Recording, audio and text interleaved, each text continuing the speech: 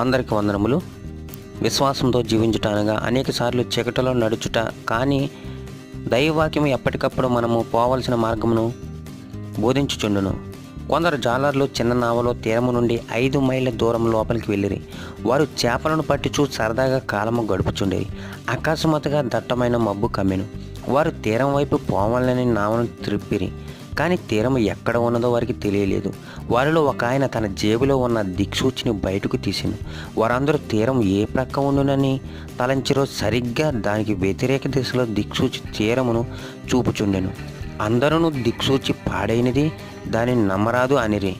కానీ 2 మాత్రము దిక్సూచిని అనుసరించుటకు పూనుకొనిరి.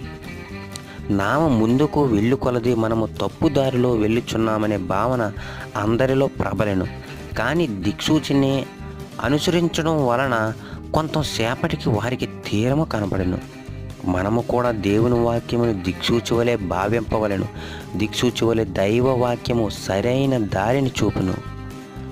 గమ్యము మనకు కనబడకపోయినను మన చుట్టూ ఉన్నవారు తప్పు దారిలో పోచున్నామని అనినను మనము దైవ వాక్యముపై నిస్సందేహముగా ఆధారపడవచ్చును.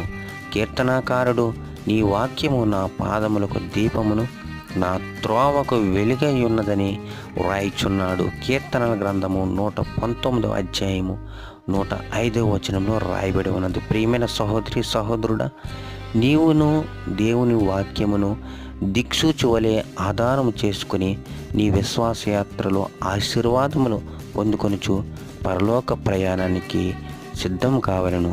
ప్రభువు నిన్నును నీ కుటుంబమును దీవించును గాక. ఆమెన్.